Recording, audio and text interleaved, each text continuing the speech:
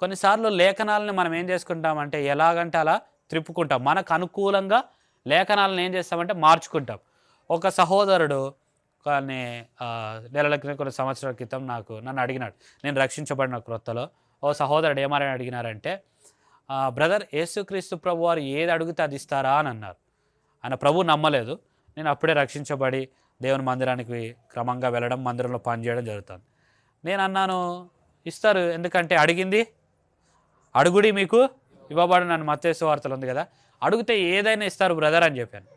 మరలా ఆయన ఏమన్నారంటే, ఒకసారి ఆలోచించుకొని చెప్పు అని అన్నారు. నేను ఏదైనా మనకు అంత లోకజ్ఞానం చాలా తక్కువ. నేను అన్న ఖచ్చితంగా ఇస్తారు, నువ్వు ఏదంటే అది అడుగు అని చెప్పినాను. ఆ యవనస్తుడు సహోదరుడు అడిగినాడు, ఏమని అడిగినాడంటే, నేను ఒక అమ్మాయిని ప్రేమిస్తున్నాను, ఆ అమ్మాయిని యేసుప్రభు ఇస్తారా అని అడిగినారు.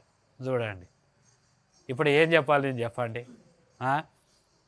ఇప్పుడు ఇయ్యడానంటే ముందు నువ్వు ఏది అడిగితే అది ఇస్తానన్నావు కదా అని అంటారు. నేను అన్నాను, ఇవ్వరు అని చెప్పినాను. అలా అనేసరికి ఏమన్నాడంటే, మునుపు నువ్వు చెప్తీవి కదా ఏది అడిగితే అది ఇస్తారు, యేసుప్రభు గొప్ప దేవుడు అంటివి కదా, ఇప్పుడు ఎందుకు ఇయ్యడు అని ప్రశ్న వేసినాడు. ఏది పడితే అది ఇస్తారండి?